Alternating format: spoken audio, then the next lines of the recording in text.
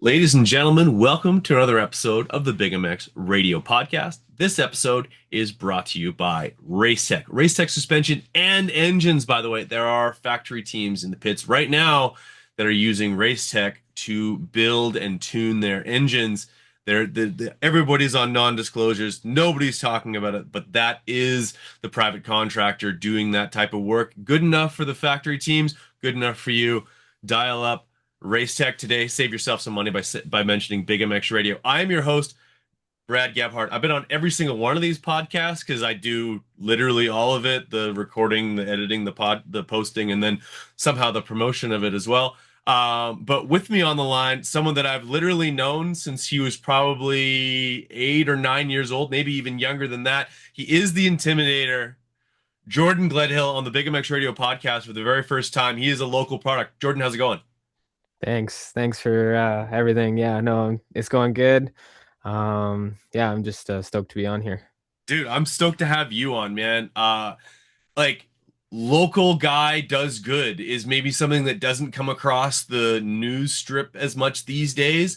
Because I don't know if that's the news that sells the advertising that news outlets need so badly, but certainly that fits this scenario where you're a kid who grew up riding, racing the local scene. You probably caught the very tail end of maybe the best years of it, where we had full gates and the pro class was full and the intermediate class was full, which is our B class for those American listeners. That our intermediate is B, our pro class is A, and yeah, tell me a little bit about it, man. Just getting into dirt bikes here in Manitoba. It is a seasonal sport. You got to pick something in the winter. What was that picture for you? Yeah, so I picked racing dirt bikes. My dad got it into me when I was a little bit younger and started riding at 6. I think that's basically when we met. And Yep. after that, it was yeah, racing with duct tape, zip ties, the old-fashioned way. And then slowly getting into it. Yeah, it was just like you said, packed gates, very busy. It was awesome. Nowadays, you don't see it as much, which is, I'd like to get some, newcomers into it. It would be cool. And then, yeah, slowly got into freestyle. So it was pretty cool. Absolutely. No, for those who in the local Manitoba scene now, if you could even ever imagine, the 65 class used to be split up not by age groups, but by skill level. There was literally a 65A and a 65B, and just because they were so hotly contested, a lot of times there was qualifiers, especially in the 85s and the 125 junior, which is I guess also 125B or 250B sort of thing. Like Canada's class system is always so much different than the States. But yeah, like it was such an iconic time. It was such an infectious thing you want to be around. And you found a way to expand on like how you get that throttle therapy and honestly bring yourself closer to it than anyone locally really ever has. It's been a pleasure to watch. It's been amazing to see you like literally globetrot with the sport that you love and also adding some tricks to your bag along the way. Tell me about it. Yeah. So, racing made it up to A class. It's funny. I only did one A class race and I actually ended up breaking my wrist, getting fifth place still and getting a payout, which was sweet. There you go. That was at Zoda. And then after that, I was just tired of it. I was blowing up bikes all the time. I was breaking bones all the time, and that's where majority where my broken bones came from. And Hmm. then slowly started getting into freestyle. I just hung out with a group of guys here in Manitoba and riding in the pits. We made a jump in the pits and started doing some tricks. And next thing you know, I got invited to this 244 throwdown we had, and at this 244 throwdown, my buddy Nick Itzke, he put together this compound and this ride day for Mike McIver, who passed away. And ever since then, I've been hitting ramps. That was where it all started. They had a little 50-foot jump, and it's funny. I remember hitting it and it was like following a guy in, hitting it, and then I came around and was like to another guy, I was like, "Hey, like, how fast do you hit this big jump in?"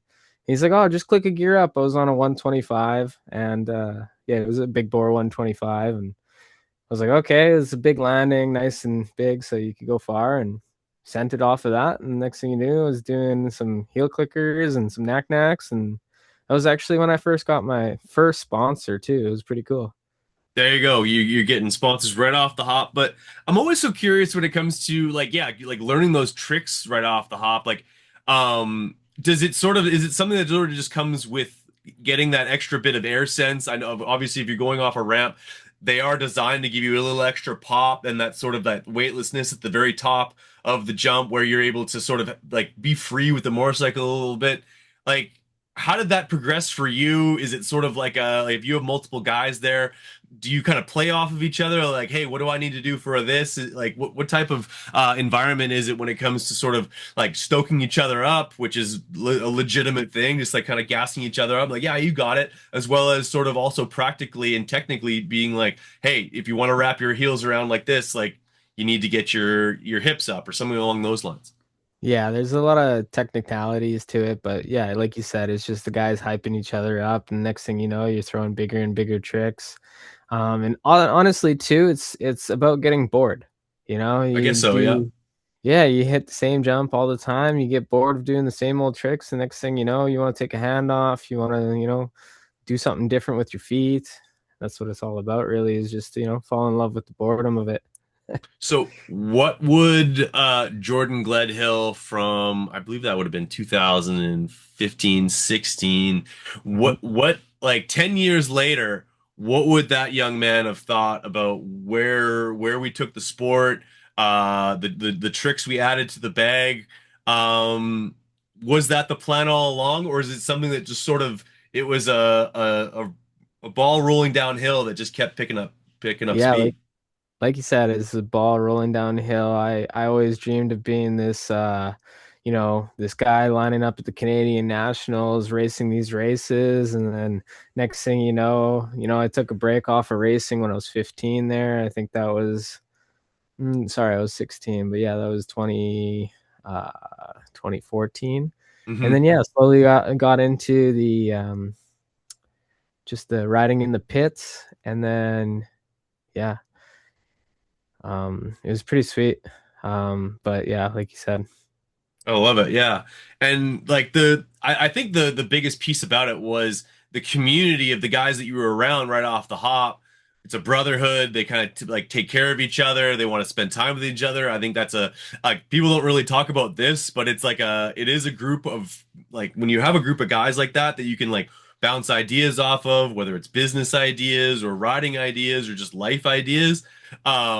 It's a really, really valuable thing as far as like the progression of a man and the growth of a man as, into sort of taking on bigger and better things. And like, yeah, eventually you were able to branch out of just Manitoba and doing some jump shows and stuff like that. What was the precursor to that? How did you get the like who gets your contact information or who do you reach out to in order to sort of start to barnstorm and take your talents outside of Manitoba? How'd that happen?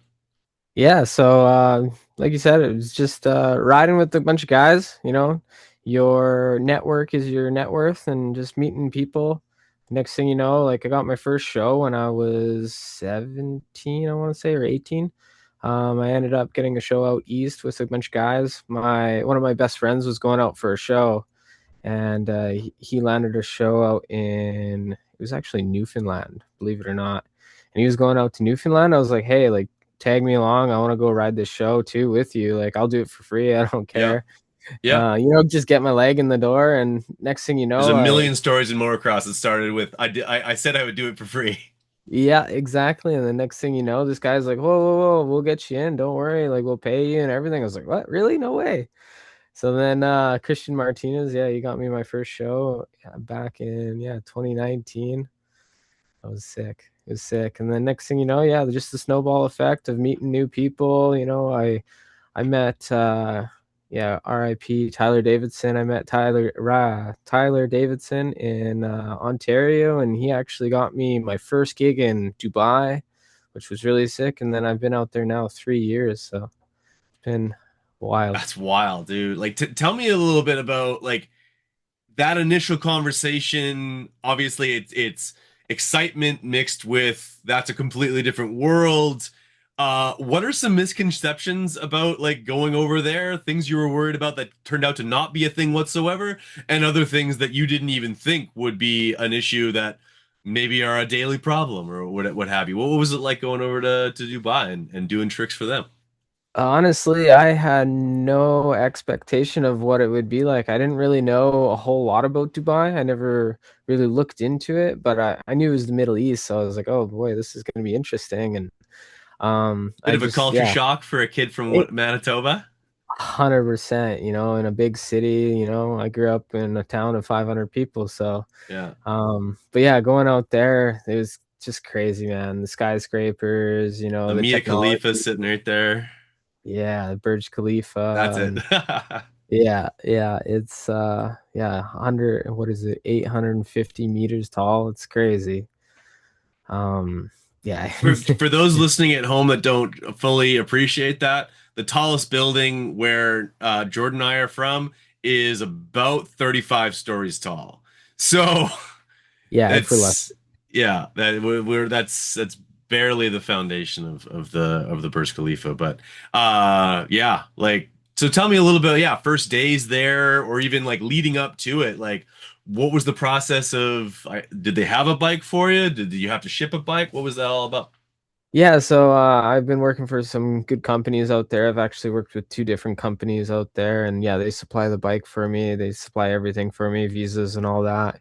Neat. And yeah, no, it's a great gig. Honestly, if you're doing freestyle and you're looking for something that's like, a job more to say. Like, what I do is I go around in Canada and sometimes the States too and do shows to show to show. And I'm using my own vehicle, I'm using my own motorcycle, my own equipment, spending a lot of money on stuff. Things break all the time, crashes happen.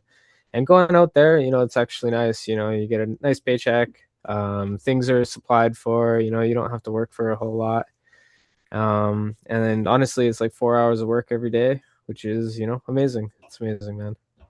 Yeah, no, it sounds like a dream come true. At some point, it has to be a job. Have you is has there ever been times where you had to either perform when either you were nursing an injury or just didn't feel like it, sick perhaps, hungover perhaps? Yeah, oh yeah, all the time. Not hungover, I stopped drinking, but Fair enough. crashes happen all the time, and unfortunately, yeah, I've been through the roster, and it's not about how many times you crash us, how many times you get back up, and it's cool just to see how far you can push yourself. It's something, not a lot of people ever get to do in their life, and I'm already out there, I'm doing what I love, and I may as well push for it. Fair enough. Well, I appreciate just how much dedication goes into making something that you love your occupation. You've certainly done exactly that. I would be remiss if I let this interview go by without asking you a very important question. Is I think that every freestyle motocross racer needs to have a signature trick. What is your signature trick, Jordan Gledhill? So I'm kind of biased towards it, but I do this flatliner, it's called. And so what a flatliner is a whip, and you actually do a Superman with a whip, and you're pretty flat like a pancake. And so, we call it a flatliner, like you're flatlining. It makes people flatline actually. So It makes people flatline. All right, yeah, fair enough. Well, yeah. if you have some footage of you doing that, I'm putting that right over top Sounds of that on the YouTube version of it. It's a lot more difficult for me to close caption that for the podcast, but yeah, on YouTube for the few people that do tune into BigMx Radio on YouTube need to work on that. I need to work on the YouTube. I'm so bad at it. But like so being over there, like how long's a show? What are some when it comes to freestyle? What are some of the things wear and tear on a dirt bike that someone that races probably never has to worry about? And are you picky about your setup? Oh, 100%. I feel like we get into this because, we want to get away from the regular 9 to 5. So, Hmm. a work, we don't want to do a whole lot of work, if I'm being honest, but like, the thing is you got to love the work that you do to be able to keep doing it for a long time.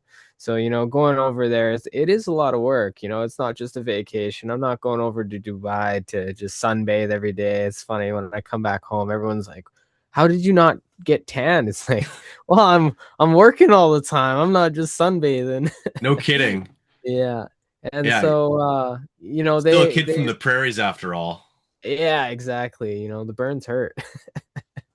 So yeah, no, going over there, I take care of all my stuff. I bring like the stuff that I want, so I bring my own suspension, so I'm not, just riding a stock bike. And JK Suspension supplies me with all that. And James then Kreutz, good friend of yeah, mine.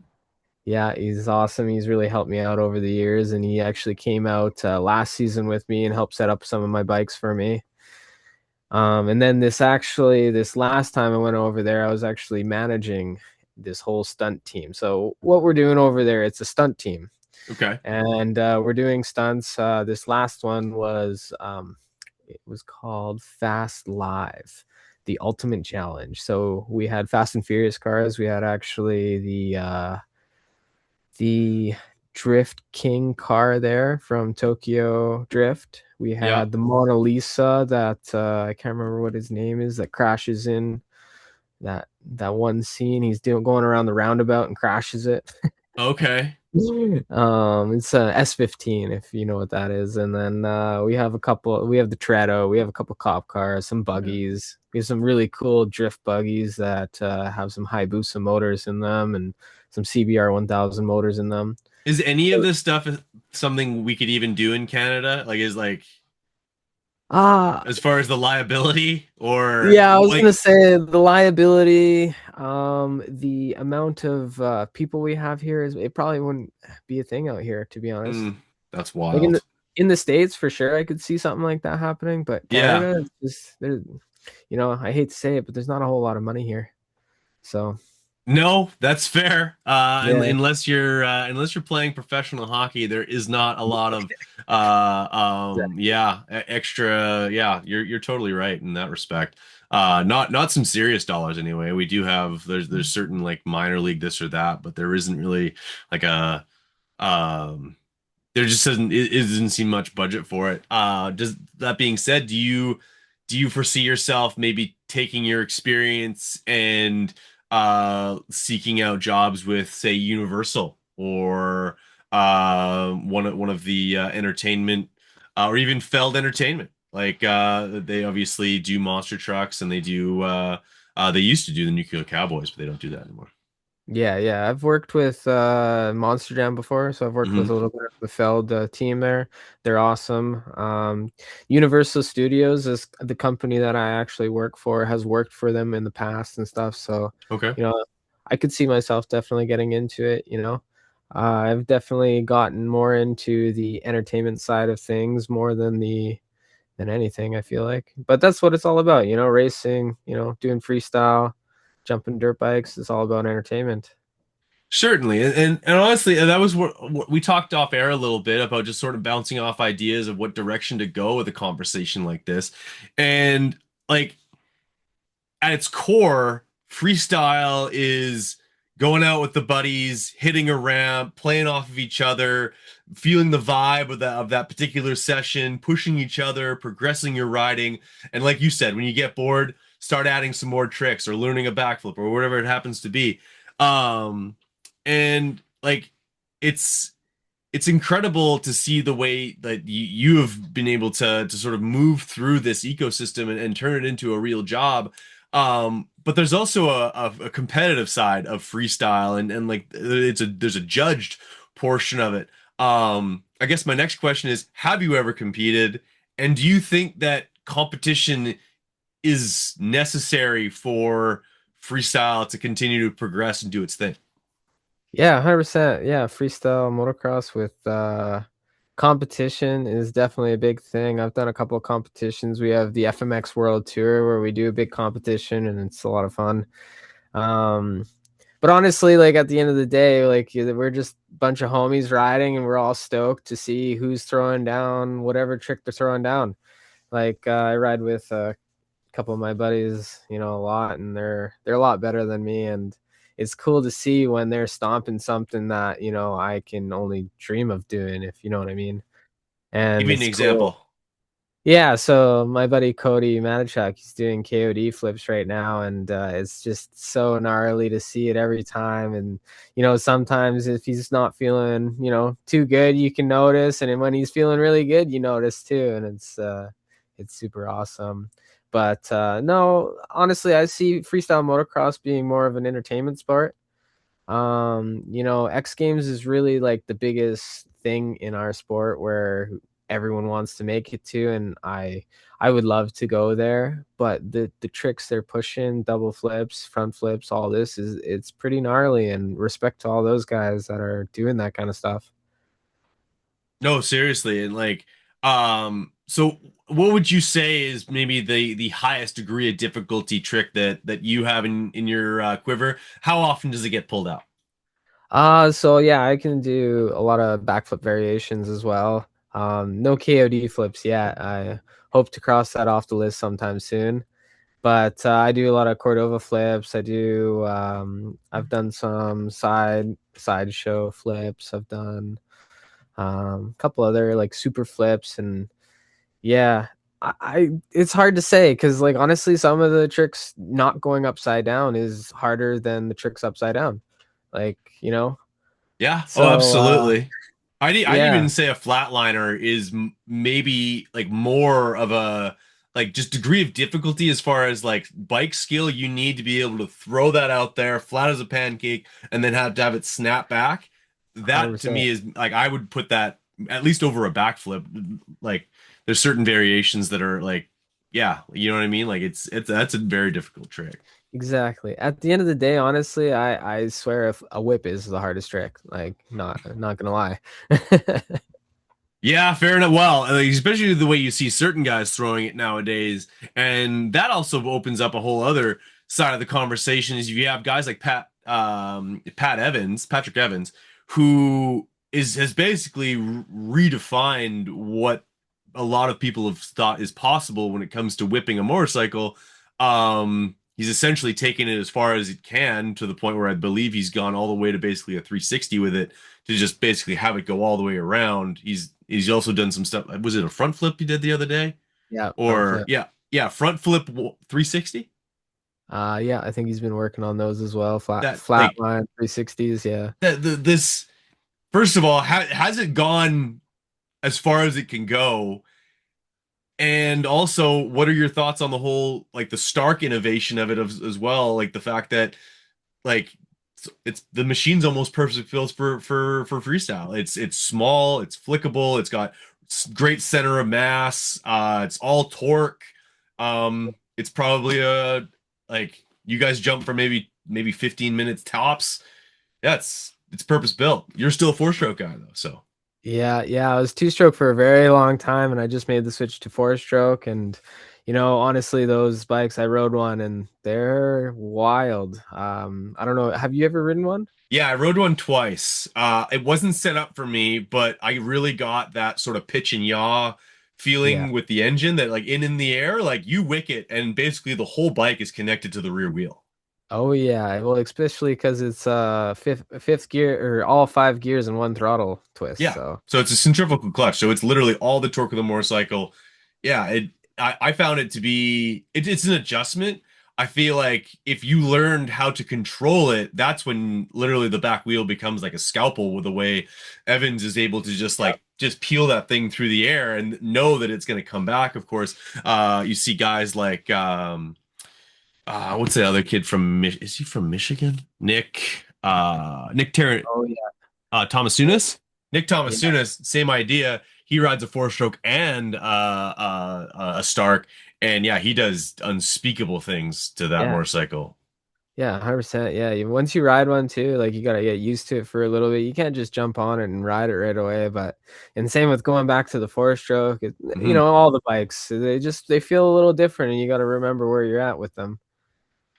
Certainly. And so like you mentioned you switched to four strokes, and recently it came to light that you're now working with one of the local dealerships.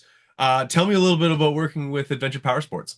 Yeah, so I've been working with them. Honestly, I've been kind of working with them for the last 5 years. I used to work with them. Oh, So okay. I was in the parts department working with them and getting all my parts for at cost is pretty sweet. And then yeah, I left there to pursue my dream for freestyle motocross. And then now, 10 years, maybe a little bit less, 7 years later, after working with them, I'm now working with them on the other side of things, representing Yamaha with them at the Blue Crew. So it's pretty cool to be, especially Yamaha. Like I've been on Yamahas almost my entire life from when I was on 50s to 125s and 252 strokes now on a 450. And man, these new bikes they're something else. No kidding. Yeah, we saw that you originally picked up a brand new 26 450. What was the first thing you did to it when you got home? Aside from probably tuck it in and sleep next to it for one night, just ever so slightly. Well, yeah, I was gonna bring it in the house, but the wife Yeah. didn't like that one. But yeah, no, Well, again. yeah, I got it ready for freestyle. So yeah, what we normally do for that is for me, I ride higher bars. So I do a lot of tricks over the bars so I can get my legs through the bars. Change the gearing. I run a 52 tooth in the rear, stock gearing in the front. Um, what else did I do? I have this foot hook that I put on it. I have some flip levers I put on it. But honestly, after that, you shave the seat. We have these custom subframe that we make for them. Okay. Right now, mine's still currently overseas right now, which I won't be getting that back. So I'm getting a new one made, and yeah, that's really it. Like honestly, the 450s, I'm sure even the Starks, you don't want to do too much to them, honestly. Fair enough. So, you'd mentioned that you were over in Dubai for a long period of time. You were up until recently. You were there. There is conflict over in the Middle East right now. That probably being the root cause that this time we're making the time zones work really good here, Gledhill. We Yeah. talked about it in the summer that we might have to do some gymnastics, but unfortunately, that's not the case. Tell me that situation. What that looked like for you. The Exodus and all obviously what the plan is to move forward. Yeah, so I was working overseas during Ramadan. A lot of us know what Ramadan is nowadays, but what Ramadan is they take a month off to do fasting, praying, and all of that. So the theme park that I work for, they sent us home for the month because they're very irritable and they don't like a whole lot of entertainment when they're fasting and praying. And so I came home for the month, and then yeah, this conflict broke out in Dubai there, leaving me with basically just a backpack at home here now. I basically, put all my stuff in Dubai and I have all my bike parts in Dubai, my gear and everything is over there. And so now I'm here, but I'm luckily to have a good set of people out here and we're all set now for gear and stuff. The only thing, like I was saying, my subframe, I don't have a subframe, getting that built slowly. And then, no, I'm doing a bunch of monster truck shows this upcoming month. So, Boom. yeah, it happened pretty fast. So I'm happy for that. Very Yeah, grateful. it's incredible. Like you'd mentioned it earlier. Uh your what did you say? Ramadan? Your no the your net worth is Yeah, yeah. Your network is your net your worth. network is your net worth. I'm gonna edit that so that I sound a lot smarter. Yeah. Um, but yeah, your network is your net worth, and you were able to hit the ground running as soon as you got here. Nose to the grindstone, line yourself up some more shows, and get right back at it. That's a quick turnaround, and it's got to feel good to know that when your plans change, people in the industry they've worked with you in the past and they want to work with you again. That's encouraging. Yeah, 100%. Like we're supposed to have 2 months left of this contract, so I'm out 2 months of work and you know, but it's good because, I made some good connections here and people like me and I seem to work hard, so they enjoy that. What has been your biggest holy crap, do I belong here moment of your journey so far? Yeah, it would have been the first time going overseas. Didn't really believe in it. Then I got there and then getting picked up by one of the guys out there and seeing the big city, it was just like, wow, like Manitoba's pretty small. Winnipeg's pretty small. When people would ask you where you're from, do you just say Canada, or do you even bother to explain like where in Canada? Because yeah, It's actually pretty impressive on how many people do know Canada. But okay. yeah, you like I'm from a small town, but I always say Winnipeg. It doesn't matter whether I'm in BC or in the States. I always say Winnipeg because nobody's gonna know the small little town. But no, yeah, you're right. Usually I just say Canada, of course. A C Oh A yeah. C A N A D A A. Eh? Do you know like does anyone ever point out like an accent whatsoever? I like apparently Manitobans are considered to be quite accent neutral. We don't sound as Canadian as a bunch of hosers like they are in Ontario. But yeah, what's like do you get called out for the A's or what? Honestly, no. A lot of people think I'm American. I guess I'm pretty neutral. I've been exploring a lot of the world, and I pick up accents based off of how broken people's Englishes are, and I try to, talk so that they understand because, a lot of people don't understand me. I talk way too fast, and so yeah. All good. When are we gonna see you at Grunthal? It's like the is that Ooh. like it's the first ride day of the year when that comes back around or what? Well, I'm getting married this year. I only have a couple of shows booked, and hopefully, inshallah, they say that means in Arabic, that means in God's trust. Okay. Hopefully, inshallah, I'll be there come when they open, honestly. Perfect. Perfect. Well, I'm looking forward to it, dude. What where can people follow along? Where can people get in touch with you and kind of take this journey with you on social? Where can they follow? Yeah, so I got my socials is Gledhill FMX. I think it's like that across the board. I have a YouTube, like we were saying earlier, gotta get on that a little bit harder. I just started my own glove brand actually. It's Oh, called rad. BTR Moto, and so I'm representing that now, and you can find that at btrmoto.ca. And Rad. other than What that, what I think it's why are everything. we just glossing over that? We need tell me more.